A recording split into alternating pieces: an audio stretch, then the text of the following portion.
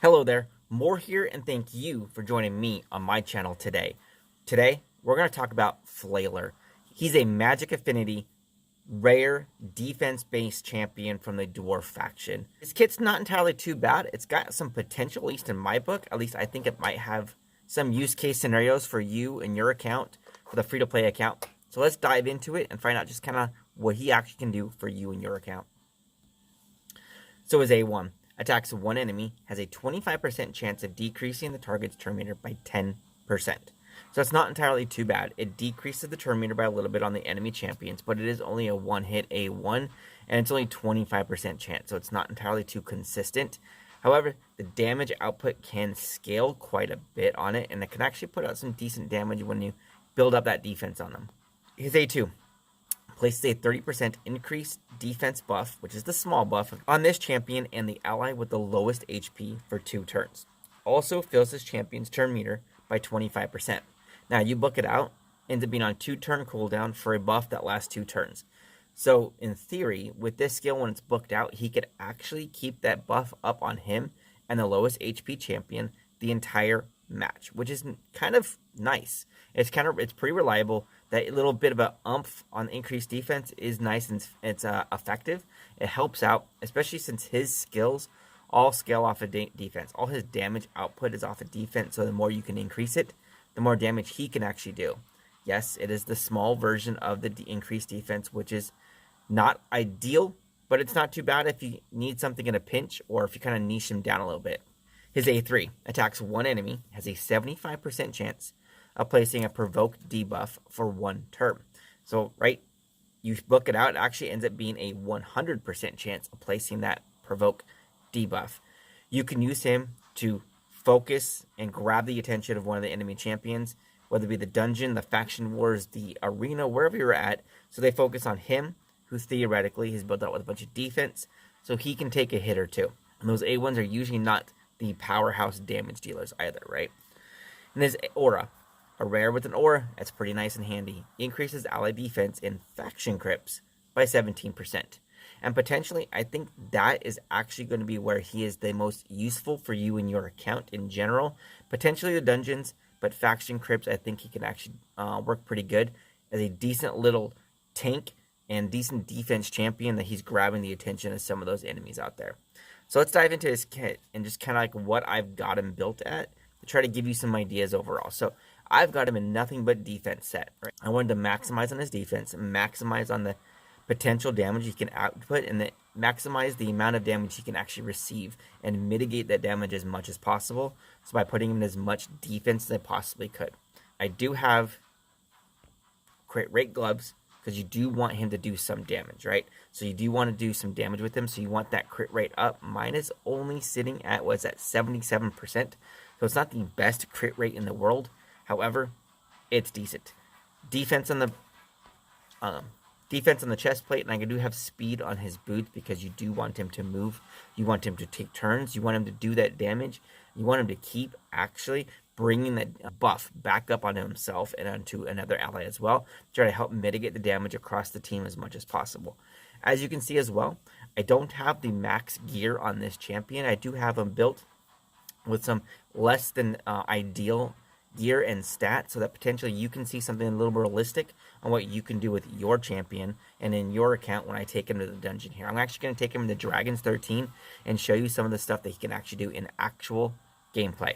And so, with that being said, my crit rate is only at 33% on these gloves. It's a 5-star. It's got room to improve, so he can actually come kind of close to that 100%. Here's my roll-up of my stats here. I got 23,000 HP. Attack is negligible on this champion. Attack does not do anything. He does have 2,500 defense. I would like to see him at like a 3,000 to 4,000 defense. He can actually do some pretty good damage, I believe. His speed is at 166. Not entirely too bad. Could be better, of course, but not entirely too bad. 77% crit rate. Again, you want that at 100% crit rate. And his crit damage is only at 98%. If you can get that higher, it just means more damage he can do, right? His resistance is 51. I didn't really focus on resistance much, and his accuracy is 96. If you want to focus on utilizing and maximizing that provoke debuff that he has the potential of having a 100% chance to do, you will need accuracy. So the stats I feel like you need to focus on when you're going to build this champion is you want to focus on defense, crit rate, speed, crit damage. In that order. So that's going to be defense, crit rate, speed, crit damage, and then followed by accuracy. You want to focus on that, so you want that defense to mitigate as much damage as he can do, and then increase his base damage output, that crit rate to multiply and exponentially multiply that damage output that he can do. You want that speed, so he can take those turns again, so he can do the turn meter manipulation for himself and for the enemy as well. Because remember, the A1, a 25% chance to decrease the turn meter of an enemy, and his A2 increases his turn meter by 25% and applies that buff, right? So you want that speed so you can keep taking his turns, and then you want that crit damage to, again, increase his damage output. Accuracy is going to be a 5th lower on the totem pole, but if you want to leverage that provoke, I would actually say that accuracy should replace the speed, and they should just be flip-flopped. That's my opinion. Tell me what you think about those stats. If you think he should be higher priority or different priority in the stats, let me know down in the comments below. I would love to see your opinion or hear your opinion how you think he should be built with his stats focus. But right now, let's get into some gameplay and show you guys what he can actually do and what his skills and what his everything looks like for him. So we're going to go into Dragon 13 here. I've got him with not the best team.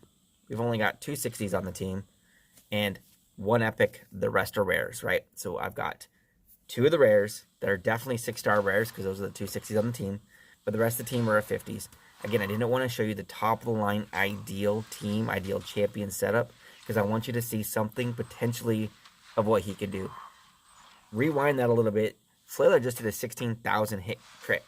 Yes, this is level 13. Yes, it's not the massive 100 key crits that you're going to see some other YouTubers out there show you. Again, I want to show you something realistic and potentially that you can do and you can replicate and duplicate for your account. Again, I think he's probably best in the faction crypts or in the faction wars rather than potentially the dungeons. However, you can see an example of what he can do to help assist your team. This shouldn't take entirely too long. It's going to be about 3 minutes overall. I can actually speed it up here a little bit here for you, but I want to show you what he's doing. He's just put a defense up on himself and on Apothecary. Apothecary is going to have the lowest HP on the entire team. That's why he keeps getting that buff, and he just did an 18,000 crit this time when he has his buff up against the enemy team. Now, the enemy team does not have a defense down. They do not have a weaken on them, so it's just straight up against those champions' defense. It's not too shabby. It's not entirely too bad, right? Draconis, I actually just did a get on him. Came out earlier this week. Actually, if you want to, you can go check it out. I'll put a card up in the corner, and there'll be a link down in the description, so you can check out his guide. He's a little underwhelming to me, but again, that's my personal opinion. There's some people out there who think he's an absolute beast. What do you think? Let me know. I would have loved to, again, I love to hear your opinions. I love to hear your thoughts on these champions, because I am not the sole source on the gold standard of any of this. This is my personal opinion. This is my ideas. I would love to hear your ideas as well. Apothecary just healed him up, so now everyone's got full health. We're on the dragon right now. 3 poisons. As you can see, we don't have any debuffers really on this team, right? So ideally, you would want a defense down and or a weaken to go with those poisons so you can maximize the damage output against that dragon, right? However, we don't. We have some poisons, and we have some damage mitigation on our team. The defense up from Flailer, and the shields from Draconis, and the heals from Apothecary, so when we do take the damage, we can improve that damage output, right?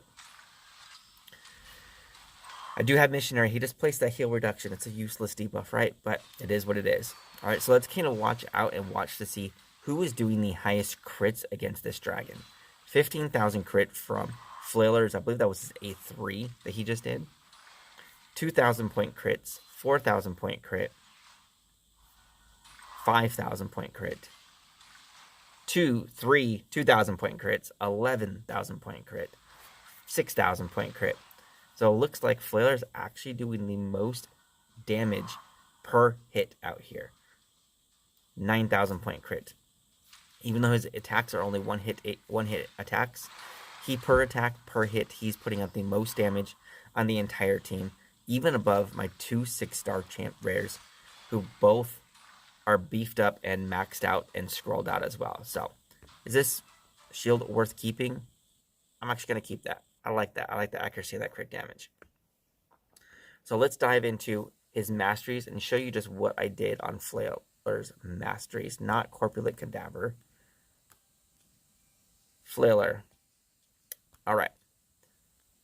So as you can see, I focused heavily on the offense and the defense. Again, I wanted to maximize his damage output, and I want to maximize his damage mitigation, how much he receives. So I wanted to increase his defense. I did want to increase the crit rate, and I do want to increase the damage that he does, and the chance to decrease the cooldown of the skills if he can actually do a nice hard crit damage on it. Ideally, as you can see, I don't have him fully scrolled out. When I do have him fully scrolled out, not that one, Iron Skin, I would want to take him down to Iron Skin. I want to maximize that defense that he can potentially have, to increase and maximize the damage mitigation that he can naturally and organically do, built into his kit because he's a defense-based champion. So all that was a mouthful, right? All that.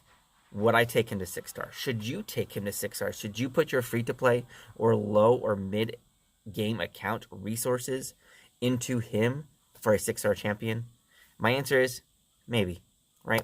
Depending on what you need. If you need somebody to fill a hole or fill a gap in certain content, whether it be Doom Tower, Dungeons, or whether it be the Faction Wars, which I think he's best in the Faction Wars, then I think you should put him to 6-star. He's worth the effort. I don't think you'll be disappointed and regretful if you put the resources into 6-starring this champion.